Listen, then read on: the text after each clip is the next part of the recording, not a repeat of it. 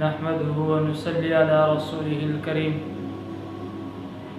أما بعد وقال النبي صلى الله عليه وسلم أدبوا أولادكم على 3 خصال حب نبيكم وحب أهل بيته وقراءة القرآن۔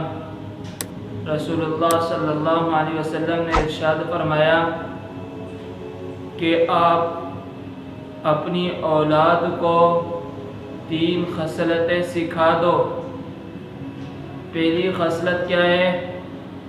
حب نبیکم، کہ اپنے نبی کی محبت ان کے دلوں میں ڈال دو۔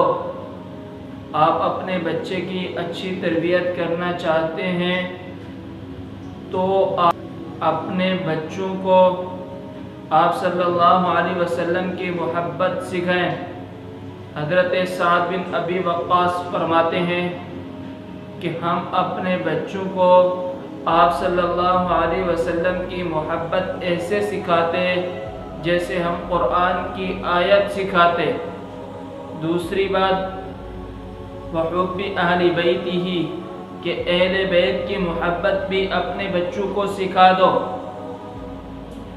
آپ صلی اللہ علیہ وسلم کی محبت اور اہل بیت کی محبت یہ کیسے آئے گی؟ آپ ان کے واقعات سنائیں۔ آپ قصے، کہانی، کارٹون اور فالتو افسانے سنانے کے بجائے اپنے بچوں کو آپ صلی اللہ علیہ وسلم کی سیرت کے واقعات سنائیں۔ صحابہ کرام اپنے بچوں کو یہ سکھاتے تھے۔ یہی وجہ تھی کہ معاذ اور معوذ چھوٹے سے بچے 7 سال کے، لیکن ان کے دل میں آپ صلی اللہ علیہ وسلم کی اتنی محبت تھی کہ بدر کے میدان میں حضرت عبد الرحمن ابن عوف سے کہا کہ چچا جان ابو جہل کون ہے؟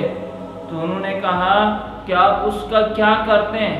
تو بچوں نے کہا کہ ہم نے سنا ہے ہمارے نبی کو وہ گالی دیتا ہے۔ تو یہ بچوں کے اندر یہ جذبہ کیسے پیدا ہوا؟ صحابہ کرام نے اپنے بچوں کو آپ صلی اللہ علیہ وسلم کی محبت سکھا دی۔